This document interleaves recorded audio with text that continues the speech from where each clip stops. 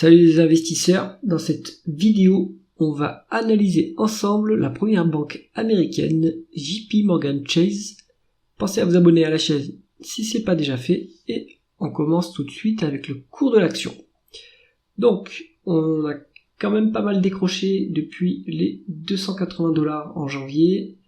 Là, on se stabilise après la publication des résultats, on a un peu rebondi. Est-ce que c'est le moment de s'intéresser à JP Morgan? Regardons ça ensemble. Alors, pour une banque, qu'est-ce qu'on veut regarder? On veut regarder si les actifs tangibles sont en progression ou pas. Les actifs tangibles, ça va être, par exemple, les prêts que la banque produit. Ça va être les actifs financiers qu'elle va acheter, obligations d'État, etc. Les produits dérivés qu'elle va vendre à ses clients. Donc il faut, qu'elle va acheter plutôt les produits dérivés. Donc idéalement on veut des actifs tangibles qui soient en croissance. Bon, c'est le cas sur les 12 derniers mois. Donc ça c'est positif, quasiment 10% de croissance, ça, c'est quand même assez intéressant, c'est assez fort comme croissance. Donc le bilan est en progression.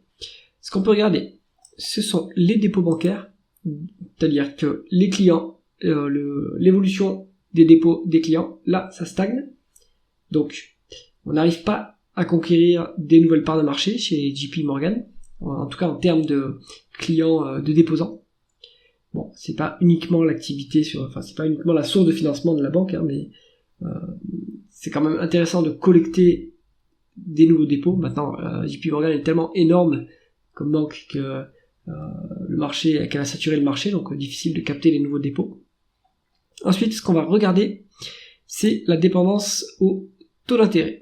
Taux d'intérêt, oui. Alors, si vous regardez, vous avez ce ratio qui est un revenu net d'intérêt sur le chiffre d'affaires, en pourcentage. Et on voit qu'on n'est que à 55%.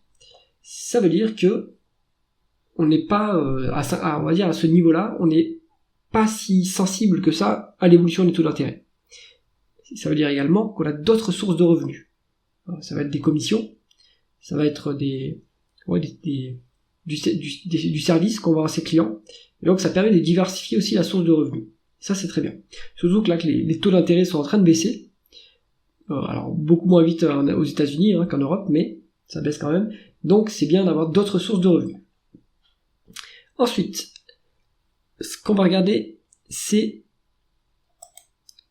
la solidité du bilan. On va continuer sur cette thématique. On va regarder le Core Tier 1 Capital Ratio. Qu'est-ce que c'est? Ce sont des réserves, un niveau de réserve minimal. Il doit normalement être à 10 fois, 10%. C'est un niveau de réserve d'actifs liquides qui permettent de faire face à des crises. Et donc on voit qu'on est largement au-dessus des 10, donc et en plus on est quasiment plus haut sur cette métrique là, donc c'est du très solide JP Morgan. On a beaucoup d'actifs liquides qui pourront permettre de faire face à des imprévus. Très bien. Autre élément qu'on va regarder, on a vu qu'on dépendait quand même des taux d'intérêt, c'est-à-dire qu'il y a des prêts. Quelle est la part de prêts non performants sur le total des actifs? Alors ça c'est peut-être moins intéressant. Ce qui est plus intéressant ça va être plutôt par rapport au total des prêts. Donc, performing loans sur total loans. C'est plutôt cet indicateur-là qui est plus intéressant. On est à 0,64%, ce qui est relativement, qui est très faible. Si on se met, par exemple, en 2008, à quel niveau on s'est trouvé? Voilà, on s'est trouvé, ça c'était en 2010, ouais, mais c'est le temps qu'en fait, les prêts soient classés en non performant, ça prend du temps, c'est pas immédiat. Il faut 6 mois de défaut et puis après c'est placé en performant. Donc en 2009, on est arrivé jusqu'à 2,80%. Là, on en est très loin. Ensuite, on va regarder la rentabilité. Pour une banque, on va regarder le rendement des fonds propres. Ah bah là, on est au plus haut depuis 20 ans. Excellent. JP Morgan est au plus haut niveau de qualité depuis très très longtemps. Donc 17,4%, ça fait des bénéfices soit redistribuer, soit mettre en réserve, etc. Mais c'est excellent à ce niveau-là. Ensuite, on va regarder la rémunération de l'actionnaire, évidemment. Alors, l'évolution des bénéfices, pardon, d'abord, regardons ça.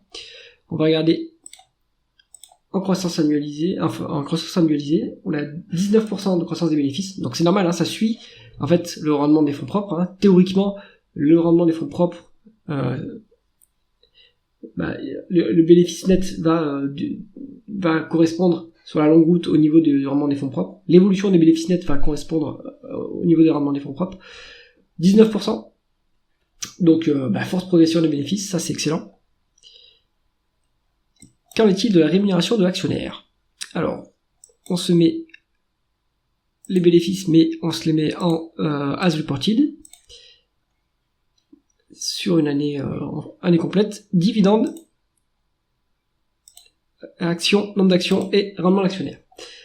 On a 57 milliards de bénéfices nets sur 2024. On a versé 13,8 milliards de dividendes. Donc on a versé un quart de dividendes. Donc on a largement les moyens de verser ce niveau de dividendes, ça c'est très bien. Et le groupe rachète des actions depuis très longtemps. Enfin depuis plus de 10 ans, et si on dézoome, c'est depuis, on va dire que la pente est en baisse depuis 2011, pardon. Donc, et on a quasiment, on va dire qu'on a divisé, on a fait peut-être 30% de rachat d'actions à la louche. Donc excellent, ça nous donne un rendement d'actionnaire qui est à 5,3%. Donc ça c'est intéressant. Après vous allez me dire, mais les banques européennes, elles offrent des rendements d'actionnaires qui sont à 10%, hein, presque quasiment. BNP ça doit être dans ces eaux-là, en fait. Entre 7 et 8% peut-être. Pourquoi est-ce que JP Morgan n'est pas à ce niveau de rémunération actionnaire? Eh ben c'est parce que les banques américaines sont plus valorisées que les banques européennes. On va regarder deux indicateurs de métriques de valorisation. Ici, hop, on va commencer plutôt par le price earning, le ratio court-bénéfice. Donc il est à 11,4. Moi, ma zone value pour une banque, alors plutôt pour une banque européenne, ça serait en dessous de 10. C'est vrai que pour une banque américaine, on peut s'autoriser un niveau de PER un peu plus élevé. Je vous rappelle d'ailleurs, je ne suis pas intéressé par les banques, je suis plutôt à l'écart du secteur. Parce que pour moi c'est incompréhensible le bilan d'une banque, donc je préfère m'en tenir à l'écart et rester dans mon cercle de compétences, dans mon domaine de compétences. Alors, on n'a pas de décote par rapport au multiple historique de PER, très légère décote on va dire, 11,8 en médiane, on est à 11,4, donc on n'est pas non plus survalorisé par rapport à l'historique. Et l'autre élément qu'on va avoir, c'est une décote sur actifs tangibles, parce que justement on sait pas lire le bilan d'une banque, c'est incompréhensible, donc on va prendre cette valeur de bilan et on va essayer de regarder s'il y a une décote ou pas. Comme ça, on a une marge de sécurité sur les actifs qu'on sait finalement pas évaluer. Donc, pas de décote sur les actifs tangibles et on va dire très légère décote sur le ratio court-bénéfice. Conclusion du dossier JP Morgan. C'est une banque très solide. Hein. C'est un leader américain, un des leaders mondiaux. Bon niveau de capitalisation en ratio tiers core 1. La valorisation en termes de flux c'est correctement, c'est convenable, il n'y a pas de survalorisation ni de sous-valorisation manifeste. Par contre on n'a pas la marge de sécurité qu'on veut sur le ratio court sur actif tangible. Et on a aussi une qualité qui est excellente avec un rendement des fonds propres qui est à 20%, à 17%. Ce qui est très bon. Donc, JP Morgan, si vous autorisez à investir dans les banques, eh bien, ça peut être à mettre dans votre watchlist. J'espère que cette analyse vous a intéressé. Si c'est le cas, mettez un pouce vers le haut et pensez à vous abonner à la chaîne. À bientôt.